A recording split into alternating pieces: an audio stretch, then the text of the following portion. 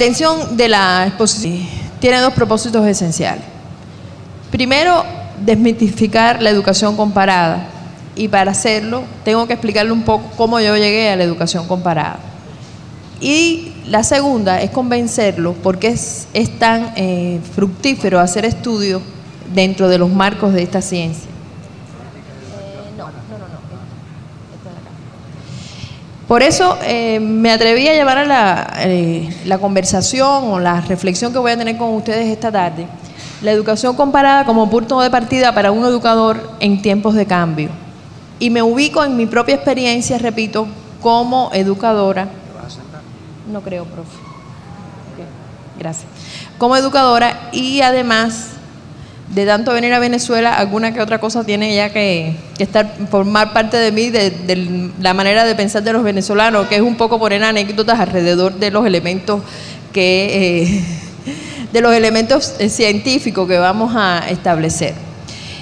Desde que comencé el lunes el taller me están pidiendo mi currículum y yo decidí no entregar currículum, porque yo solo quiero que ustedes tengan la imagen de una profesora inquieta, que por hacerse preguntas y por tener la magnífica dicha de tener profesores que ponían en mi cabeza más preguntas que respuestas, fui llegando a la educación comparada.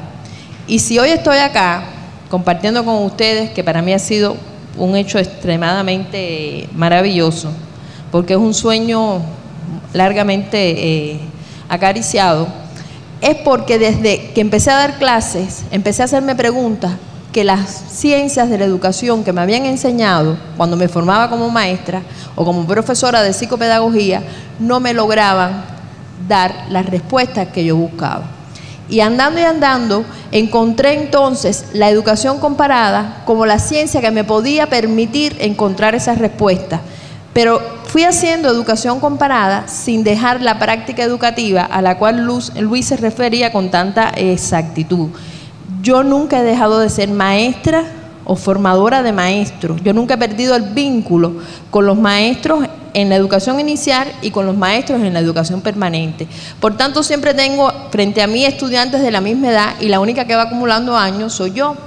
Y a la universidad pedagógica llegan los estudiantes, que es la juventud, que traen la impronta social, que traen sus inquietudes, que traen sus pensamientos, su forma de ver el mundo. Y si las que estamos del lado de acá pensamos y empezamos a juzgar y a tratar de no comprender cómo ellos ven el mundo y cómo lo piensan, entonces mi revolución ya se hubiera muerto y yo hubiera sido una señora muy amargada, ahora llena de gangarria, pensándome que era muy doctora y que no tenía nada que enseñar, que tenía mucho que enseñar y poco que aprender.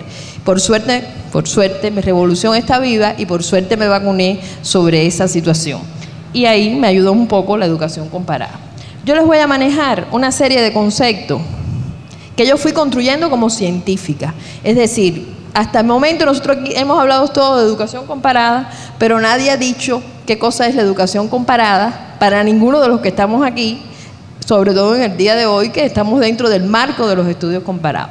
Esta construcción de qué es para mí la educación comparada, yo la hice con las investigaciones que me llevaron a hacer mis estudios en esta área de la educación. Y fíjense que yo no por gusto digo ahí que es una ciencia de la educación. Aún hoy está muy debatida si es una ciencia o si no es una ciencia. Sin embargo, hay algo que se quedó desde muy temprano en el salón. Las investigaciones educativas más visibles hoy en el mundo son comparadas. Y la pregunta que uno tiene que hacerse es, si las investigaciones más visibles en educación son comparadas, ¿cómo no hay una ciencia detrás de esas investigaciones y solo pueden ser estudios sin tener todo un sistema conceptual, un sistema de principios y de regularidades que acompañen esas investigaciones? La parte ideológica ha sido bien específica aquí, es decir, ahí no hay nada neutral, ahí no hay nada que no se haga por gusto, todo tiene una intención, y esa neutralidad de los datos está tras una ciencia positivista que solo quiere dar hechos y quiere que olvidemos nuestras historias y que olvidemos nuestros contextos. Por eso, en mis estudios y mis indagaciones, como la ven ahí, yo la ubico como una ciencia de la educación que trabaja los procesos de planificación, puesta en práctica, valoración de las políticas educativas y los sistemas educativos. Es decir, comienza los estudios desde que se empieza a pensar cómo hay que educar las nuevas generaciones y termina los estudios hasta cuando se pongan en práctica esas situaciones. Esto está muy...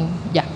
Se pongan en práctica esa ideal que se tuvo de cómo formar las nuevas generaciones. Por tanto, a mi modo de ver, es decir, mis estudios me han llevado que la ciencia recorre ese camino en su objeto de estudio. Ve las políticas educativas, estudia los sistemas, estudia los problemas, estudia las corrientes y estudia las tendencias. Puede ser el orden a favor de las manecillas del reloj o puede ser el orden en contra de las manecillas del reloj. Pero esa relación dialéctica que se da desde una política declarada a una política hecha y las interpretaciones que se hacen desde las teorías, desde las diversas teorías que se ocupan del estudio del hombre y la mujer y su manifestación y su desarrollo, además de las prácticas que se viven en los espacios donde se educan esas nuevas generaciones, para mí tienen cabida todas dentro de la educación comparada como ciencia de la educación. Yo les dejo aquí, además, definiciones que me fui acercando a ella por los estudios que fui realizando de cada una de estas esferas de que estudia la ciencia. Y fíjense que aquí, cuando yo defino las políticas educativas, tengo a bien volver a decir una vez más que es la pauta de la política estatal donde se dice cuál es el ideal de ciudadano a formar, maneja la responsabilidad del Estado con su puesta en práctica, las características generales de ese proceso educativo en relación con las exigencias políticas, económicas y sociales del país. Hay una estrecha relación en la política estatal con la política educativa. Y en estos días, en el grupo que me tocó la articulación, ayer por la tarde, casi todos salimos convencidos que no podemos aspirar a pensar en estos momentos otro sistema educativo venezolano que no sea el que se está dando, porque es reflejo de su sistema político, económico y social, que va con todas sus contradicciones y con todo el color que hay en la sociedad, se refleja también en su sistema educativo. Para llegar a este concepto, utilicé los conceptos que utiliza la UNESCO para establecer los sistemas educativos, porque indiscutiblemente para poder hacer esos macros investigaciones y poner toda esa cantidad de números y toda esa cantidad de indicadores, todo el mundo tiene que saber de qué parte del sistema educativo se está hablando. La UNESCO plantea que hay un nivel básico, un nivel secundario, un nivel terciario y un cuarto nivel. Es decir, ya eso es un vocabulario, son definiciones asumidas de manera general por todo el mundo. Sin embargo, es importante que sencillamente ese tránsito que hacemos a través de nuestras vidas por el sistema escolarizado y que nos permite formarnos o llegar al tercer nivel, que es el nivel universitario, o tener otras formaciones que no son universitarias, pero que también nos pueden o no nos pueden preparar para la vida. Eso es importante identificarlo en cada país que uno puede estudiar y en su propio país. La duda, digamos, que permitió el debate en las dos últimas tardes en el grupo que dirigía era si ustedes tenían o no tenían un sistema educativo. Y a partir de ahí las reflexiones empezaron de a poco para llegar entonces a conclusiones inconclusas, pero por lo menos la certeza que había que estudiar y que había que conocerse más para sentirse identificado dentro del sistema educativo venezolano. Esto es un elemento que un poco yo transfiero de la didáctica tradicional y de una de las tendencias que hay dentro de la didáctica de plantear un diagnóstico como primario y decir que hay cierta contradicción entre el modelo de niño o el modelo de enseñanza y aprendizaje que nosotros queremos formar y lo que el niño trae para llegar a poder asimilar, o el adolescente para poder asimilar ese modelo ese sistema de conocimientos, ese sistema de habilidades, ese sistema de hábitos. Es decir, cuando nosotros enfocamos la didáctica desde el punto de vista estratégico, partimos de determinar a quién le vamos a enseñar y cuáles son las características que tienen esos sujetos que les vamos a enseñar. Y esas características para mover el modelo real al modelo deseado, casi siempre se le llama problemas educativos. Es decir, yo tengo tal problema educativo, sobre ese problema educativo voy a establecer algunas estrategias de enseñanza para poder mover esa personalidad de un estado a otro. Podría tener una base en la zona próxima del desarrollo de Vygotsky o otros elementos filosóficos y sociológicos y psicológicos que tienen que ver con la educación. Si yo lo enfoco desde los macros problemas, entonces un problema educativo es la distancia que existe entre la política declarada y la política que se puede realizar a diario en cada uno de los centros escolares. Es una contradicción que se multiplica en cada lugar donde se está aplicando esos procesos educativos y que por ser a veces reiterada, continua, entonces se lo plantea como un eje movilizador a ese grupo de docentes que quiere saber por qué le está sucediendo eso o que quiere cambiar el estado de la situación, y es lo que Rosselló llamó corrientes educativas. Es decir, para mí la corriente educativa es ese movimiento que puede tener un sesgo político en una primera instancia, puede tener un sesgo didáctico porque es las didácticas más centradas en el proceso de enseñanza-aprendizaje, puede tener un sesgo sindical, también puede ser, pero lo fundamental es que mueve el pensamiento de los educadores y empiezan las preguntas y empiezan a buscarse las respuestas. Cuando existen esos movimientos visibles que tú encuentras casualmente a otro educador y dices, pero mira, eso mismo me sucede a mí, mira qué interesante, yo quiero hablar de eso. Entonces ya hay la semilla para comenzar a resolver esa problemática.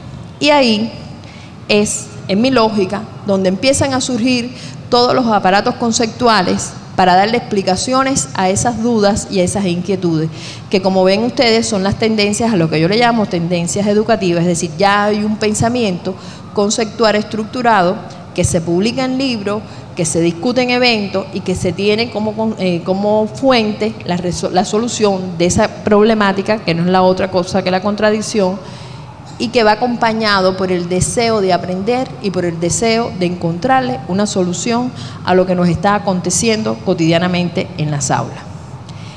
Yo solo quiero que reflexionen si alguno de ustedes ha quedado alguna vez fuera de esta lógica, si alguna vez alguno de ustedes ha quedado fuera de una política que no saben cómo cumplir, de un elemento que necesitan saber y de encontrarse con otros que también están buscando esa necesidad de encontrar esa nueva visión de la problemática que cotidianamente nos está afectando.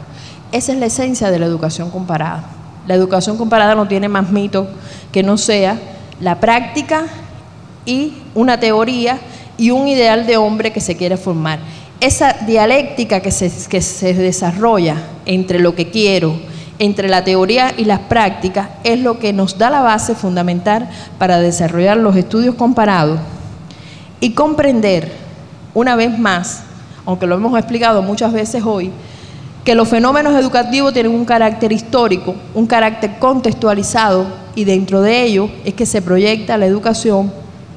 Por tanto, todo estudio comparado, toda ciencia que se dedique al estudio de ese fenómeno, esos son tres planos que tienen que abordar desde el punto de vista de la metodología, de los estudios comparados y de los fundamentos de la ciencia de la educación comparada. En esta lógica de preguntarnos y encontrar algunas veces respuestas y otras veces no, yo me he dedicado al estudio de la formación de los maestros, de los profesores, fundamentalmente desde los enfoques de la educación comparada. Y desde una profesora que apenas da educación comparada porque los currículos están ausentes de esta disciplina, que da mucha didáctica, que da mucho diseño curricular y que trata de que el profesor entienda ese fenómeno que es lo que más cerca tiene de él. Es decir, lo que más cerca tiene el profesor de él es su cuaderno que tiene ahí sus notas para dar la clase es la manifestación de la ciencia que él explica, y los estudiantes que tiene al frente, que es el mundo que entra a las aulas. Esos son los dos elementos más cerca que tiene el profesor. Cómo esto que él pensó, que él estructuró, que él quiere enseñar, puede transmitírselo a esos estudiantes que vienen cada cual con su historia y con su pensamiento y con su forma de actuar. Pero que además es un funcionario público, aunque trabaje en una escuela privada. Es decir, los profesores trabajamos dentro de la política, somos portadores de una cultura establecida, por tanto tenemos que ser parte o somos parte de esa dinámica social y esa dinámica política y cultural, aunque no estemos conscientes suficientemente de ello. Por tanto, en esas reflexiones, ¿para qué nos sirve la educación comparada en tiempos de cambio? Los primeros puntos de partida que me tomé, yo casi siempre digo ideas hipotéticas, pero para que el apellido no tenga parecido con nada, puse puntos de partida. Dije que los educadores son los protagonistas en la aplicación de la política educativa. Para mí eso es un hecho real, y el día que eso no lo tengamos nosotros como centro, no estamos llevando los estudios comparados a buen camino. Los educadores no conocen suficientemente la política educativa, porque no nos las explican, porque muchas veces no tenemos espacio para discutirla, pero sin los educadores no se logran los cambios. Es decir, son tres aristas importantes que he logrado identificar en las investigaciones y avalar en la práctica cotidiana, como repito, en la formación de los educadores. Esa política educativa tiene tres niveles importantes de aplicación, que yo ni les voy a comentar porque lo hemos discutido aquí desde el primer día bastante.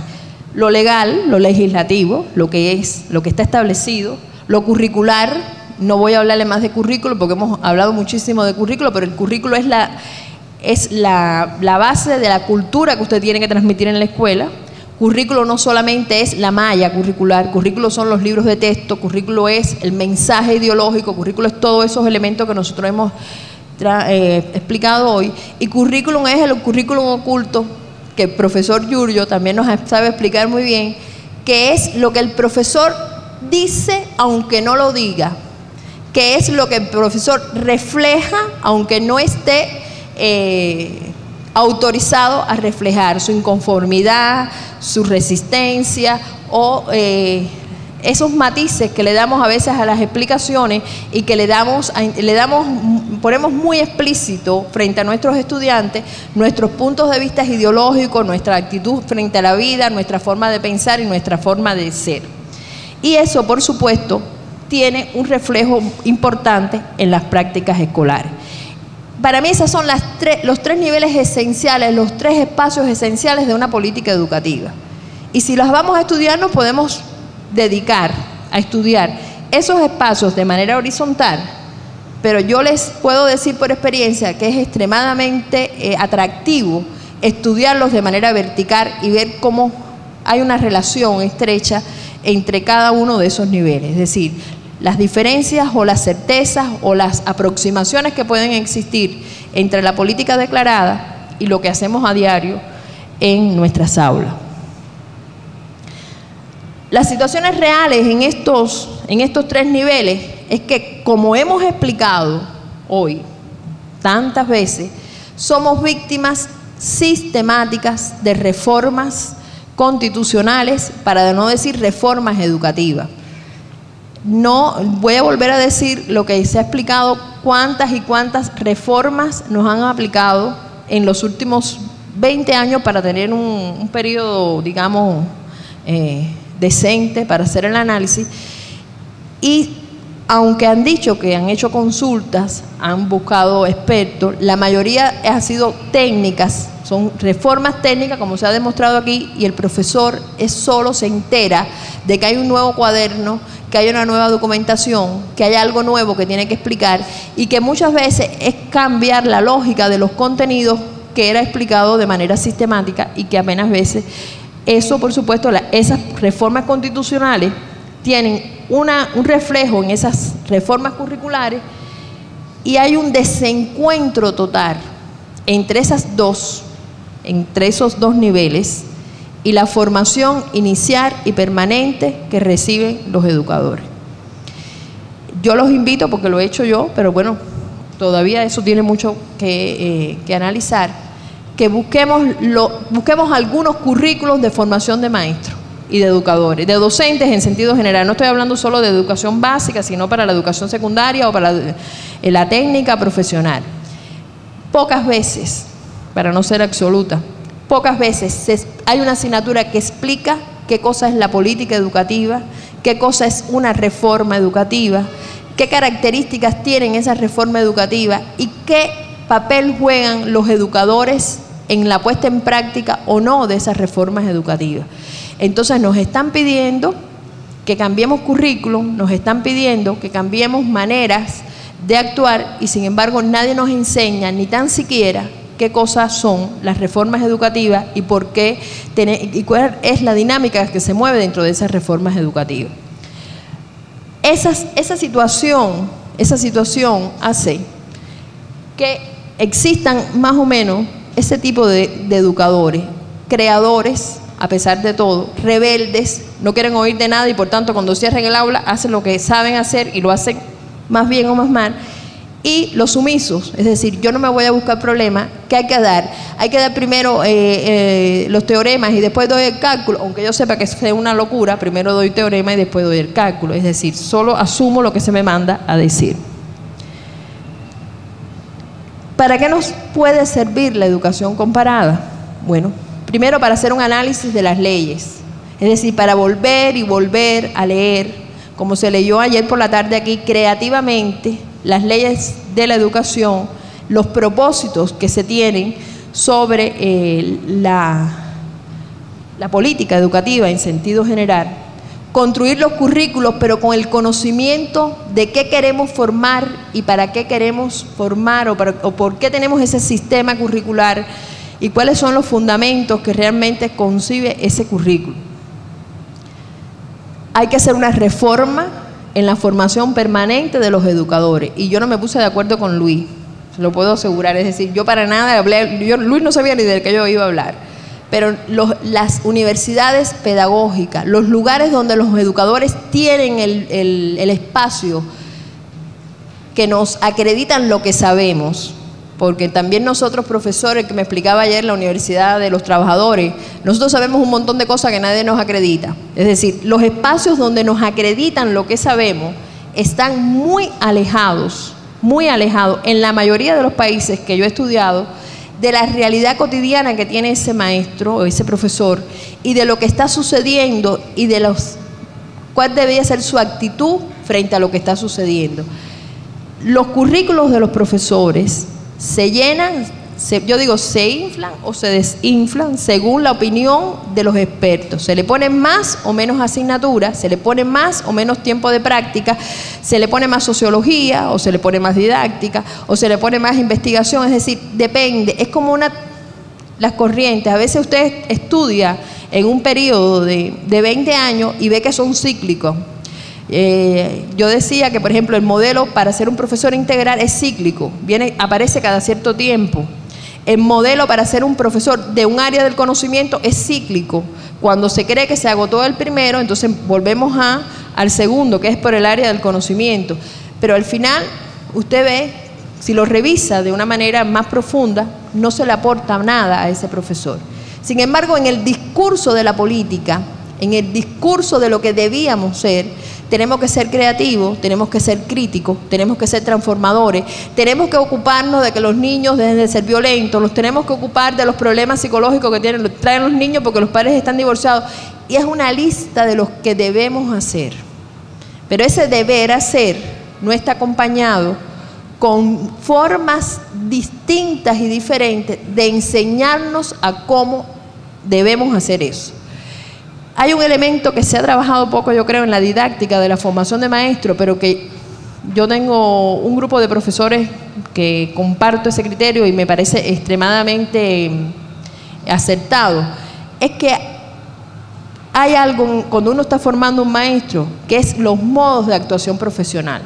Es decir, yo como profesora no solo le estoy transmitiendo a ustedes esta información, sino le estoy dando un modo de actuación profesional. Y ese contenido, que puede ser currículum oculto, está muy poco trabajado en la didáctica de la formación del maestro. Usted no le puede pedir a alguien que sea creativo a la hora de establecer dinámicas grupales, a la hora de lograr una forma diferente de enseñar, si él nunca ha tenido un modelo en su vida como estudiante o como profesor que le inspire a hacer una forma diferente de enseñar. Entonces, por eso es que hay tanta ruptura entre lo que se dice, entre el discurso y exactamente las prácticas que podemos hacer en el aula, porque no logramos encontrar no solo un discurso más o menos florido, un discurso más o menos revolucionario, sino no logramos montar en un colectivo prácticas que rompan con lo que está establecido. Y desgraciadamente nuestras universidades y nuestras escuelas se convierten en centros que no son el ejemplo de una pedagogía crítica, que no son el ejemplo de una didáctica que realmente mueva el pensamiento y mueva la creatividad. Por eso es importante visualizar los espacios de cambio. Los espacios de cambio, compañeros, no se dan en la declaración de una política educativa. Los espacios de cambio se dan en las prácticas cotidianas de las escuelas donde trabajó Luis cuando fue maestro, de los niños se encaramaban en la mata de mango. Ahí es donde se da la génesis del cambio educativo, donde hay maestros y maestras y profesores y profesoras comprometidos con su labor. Y cuando el investigador puede visualizar esos espacios de cambio, donde a las personas no les interesa mucho acreditar lo que saben, donde las personas son desprendidas a la hora de decir y son además humildes a la hora de reconocer lo que no saben y lo que quieren aprender, ahí es donde está la génesis de investigar para entender entonces cómo mover esos microespacios de cambio a que cierre el ciclo de la política. Es decir, empezamos por una política declarada, por países como Venezuela en este momento y Cuba, que tienen condiciones favorables para poner en práctica real la política educativa, y entonces nos encontramos que hay un gobierno que nos da y nos da y nos da, y después no encontramos en los resultados lo que debíamos haber encontrado, porque no sabemos dónde es que falló el círculo que se cierra desde la política declarada hasta las prácticas educativas que se hacen. Para eso a mí me ha servido la educación comparada. Es decir, para eso me ha servido la educación comparada, para moverme desde lo que me dicen que debo hacer y encontrar cómo hacer lo que me están diciendo que debo hacer. O, sencillamente, poder discutir o analizar, para no poner la palabra discutir, que a veces suena muy fuerte, analizar por qué yo no puedo hacer esto en estos momentos, por qué no me pueden pedir que yo explique de esta manera o de esta otra a alguien ajeno a mi proceso de enseñanza, cuando yo conozco mis estudiantes, yo conozco su historia, yo conozco cómo ellos pueden aprender, y por eso asumo dentro del currículum establecido seguir otros caminos o seguir otras vías para la enseñanza. La educación comparada puede estudiar múltiples problemáticas, pero una de las que más abandonada está en los estudios comparados en la actualidad es esas prácticas educativas que no se han visualizado aún. Por eso, además de hacerle estas reflexiones sobre cómo puede ser o cuál es cuál ha sido mi camino metodológico para llegar a esta ciencia, es también una invitación de encontrar cuáles son esas prácticas que pueden ser la génesis hoy del cambio educativo que se está pidiendo en la República Bolivariana de Venezuela. Una vez más, muchas gracias por aceptarme y por dejarme este espacio aquí.